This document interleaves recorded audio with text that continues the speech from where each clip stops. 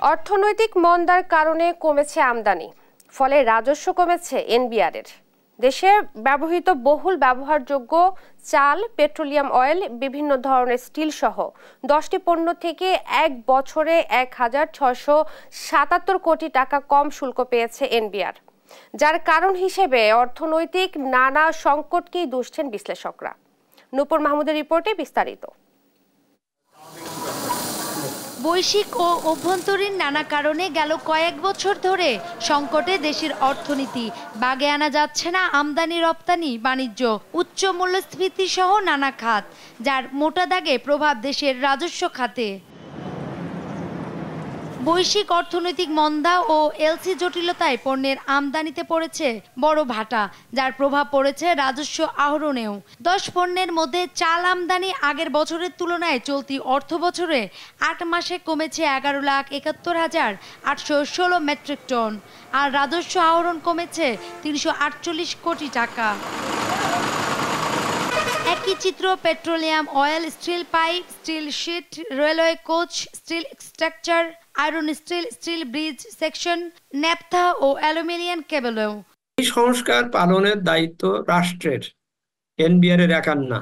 যে রাষ্ট্র আইএমএফ এর কাছ থেকে কঠিন শর্তগুলো দিয়ে মানবে বলে যে রাষ্ট্র, যে সিস্টেম এই আইএমএফ এর লোনটা নিয়েছে, দায়িত্বটা তাদের। 2022-23 অর্থ বছরের জুলাই থেকে ফেব্রুয়ারি পর্যন্ত 8 মাসে 10 পণ্যের মোট আমদানি হয় 24,33,092 টন।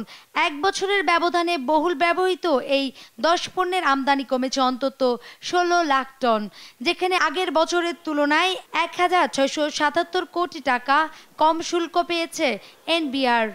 ইয়ার টু ইয়ার কম্পেয়ার করি গত বছরের একই সময়ের এই কয় মাসে এবং এবছরের এই মাসে একই সময়ে যা রেভিনিউ আর্নড হচ্ছে সেটা কিন্তু মোটামুটি একটা অ্যাট এ স্পেসে আছে। এটা কমে যাচ্ছে কথাটা ঠিক হবে না। ট্যাক্স জিডিপি রেশিও অন্তত স্থির থাকার কথা।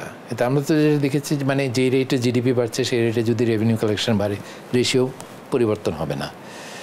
এটা আমরা তো আবার নেমে যাওয়ার দেখেছি, যে মানে যেই রেটে জিডিপি বাড়ছে সেই রেটে রেভিনিউ গ্রোথ হচ্ছে না।